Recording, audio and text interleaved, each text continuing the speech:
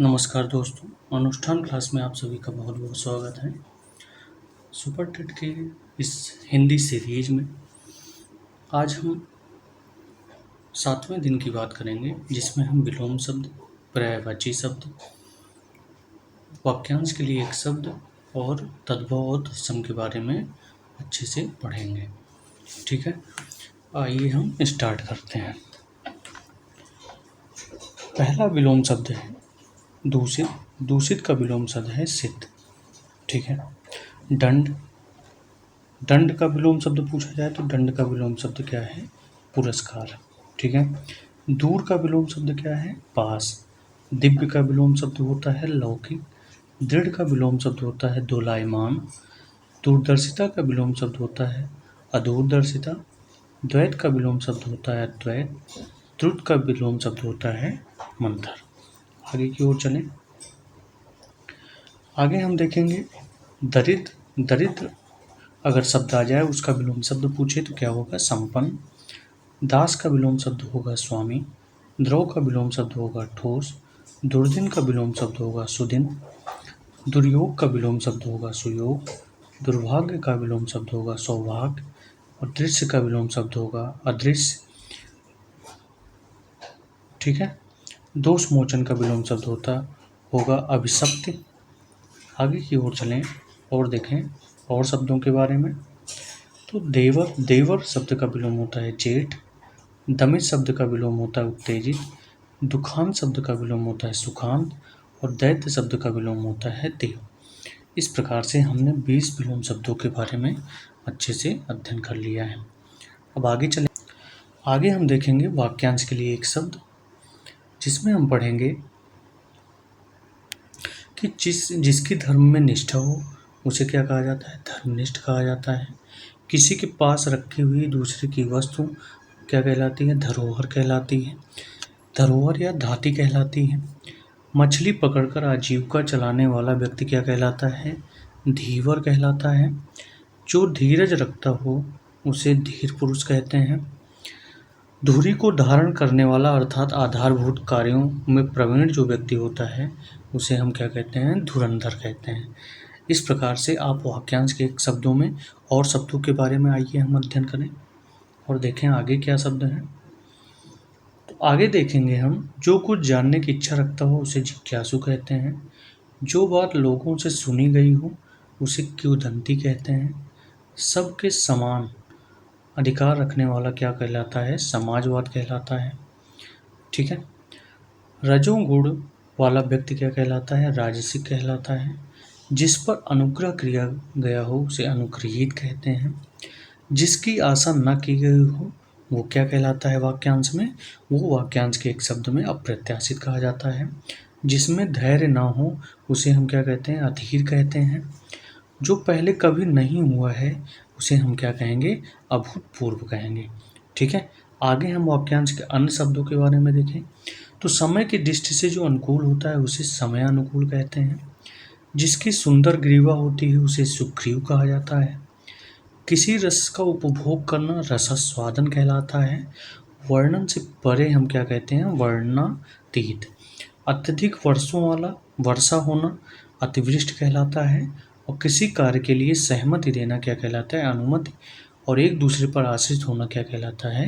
अन्योन्याश्रित। इस प्रकार से हमने वाक्यांश के एक शब्दों में महत्वपूर्ण क्वेश्चनों को पढ़ा है, शब्दों को पढ़ा है। अब हम आगे चलेंगे और तद्भव तत्सम के बारे में पढ़ेंगे। आगे हम ध्यान दें तो तद्भव तत्सम में हम देखेंगे कि धनिया शब्द है और धनिया शब्द का तत्सम होगा धनिका। धोना शब्द का तत्सम होगा धावन। धरती शब्द का तत्सम होगा धरित्री। धर्म शब्द का तत्सम होगा धर्म। और नाक शब्द का तत्सम होगा नक्र। ठीक है। नेवला। नेवला शब्द का अगर हम तत्सम देखें तो नेवला शब्द का संस्कृत रूप क्या होगा? नकुल होगा। ठीक है। नारियल का तत्सम शब्द होगा नारिकेल। नाखून का तत्सम शब्द होगा नख। नीम का तत्सम शब्द होगा निम्ब। नंदोई का तत्सम शब्द होगा ननाद्रिपति। नया शब्द का तत्सम शब्द होगा नव्य या नव। नवासी शब्द का जो तत्सम होगा वो नवासीर बोला जाएगा। आगे हम शब्दों को देखें आगे हम देखेंगे नस्य। ठीक है, नस्य को अगर हम ध्यान दें तो नस्य का तत्सम शब्द होगा नस्य, नहना का तत्सम शब्द नखरण। ठीक है, लांघना का जो तत्सम शब्द होगा वो संधम होगा। नाई का तत्सम शब्द होगा नापित। नाथ का तत्सम शब्द होगा नस्ता। निगलना शब्द का तत्सम शब्द होगा निर्गलन। निठुर शब्द का तत्सम शब्द क्या होगा निष्ठुर। और निडर शब्द का तत्सम शब्द होगा निर्धर। ठीक है, निर्धर। तो आप ये सब अच्छे से याद करेंगे तो आपको ये चीज़ें धीरे धीरे याद होती चली जाएंगी। आगे हम देखेंगे, आगे हम पर्यायवाची शब्दों में चलें और पर्यायवाची शब्दों में हम पढ़ें, तब हम देखेंगे कि पहला जो शब्द आता है वो शिव आता है। पहला शब्द क्या आता है शिव। शिव का जो पर्यायवाची शब्द है वो त्रिपुरारी, चंद्रशेखर, चंद्रमौली और मदनारी कहा जाता है। वृक्ष, वृक्ष शब्द का जो पर्यायवाची शब्द होता है तरु, द्रुम, पादप, अगम, पेड़, गाछ और वृक्ष। ठीक है, इतनी बात आपको तैयार हुई। आगे हम देखेंगे चंद्रमा। चंद्रमा का जो शब्द होगा, चंद्रमा शब्द का जो पर्यायवाची शब्द होगा वो क्या होगा, वो होगा कलानिधि। क्या होगा, कलानिधि होगा, सुधाकर होगा, सारंग होगा और शशि होगा। ठीक है, गणेश शब्द का पर्यायवाची शब्द लंबोदर, महाकाय, गजवदन, एकदंत और मोददाता। मोददाता का मतलब है मोदक खाने वाला।